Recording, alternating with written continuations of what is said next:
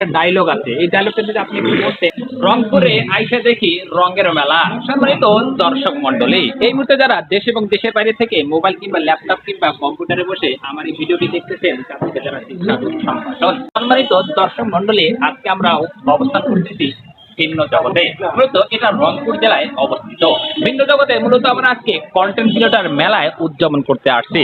এখান থেকে বিভিন্ন ধরনের লোক আসছে দেখার জন্য এবং শোনার জন্য এবং কিছু জানার জন্য অথবা কিছু শেখার জন্য। আমরা একটু কথা বলবো এখানে যারা ঘুরতে আসছে তাদের সঙ্গে। সম্মানিত দর্শক মন্ডলী, এখানে বসে আছেন একজন আপনারা ভালো করে জানেন, এমডি ফারুক আহমেদ, যিনি একজন ভাইরাল ব্যক্তি, এবং এখানে আছেন আমাদের কালামানিক ভাই। সম্মানিত দর্শক মন্ডলী, আমরা একটু শুনবো আজকের এই ভিন্ন জগতে কন্টেন্ট ক্রিয়েটর মেলায় কেমন লাগছে এবং কেমন অনুভূতি হলো।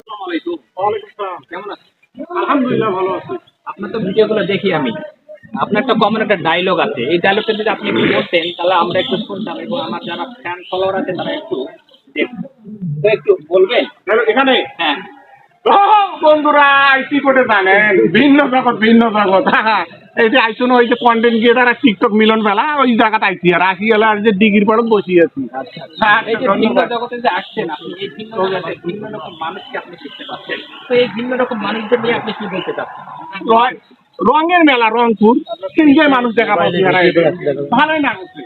আমি আজকে প্রথম ভালোই লাগছে, ভালো লাগে না আমার পেন আছে। যাই হোক, একটা কথাই আছে যে কথা কম কাজ বেশি। সম্মানিত দর্শক মন্ডলী, আজকে এই পর্যন্ত। সবাই ভালো থাকবেন, সুস্থ থাকবেন। আবারও কোনো বিষয় নিয়ে কোনো স্থান নিয়ে আপনাদের সঙ্গে কথা হবে। আল্লাহ হাফেজ।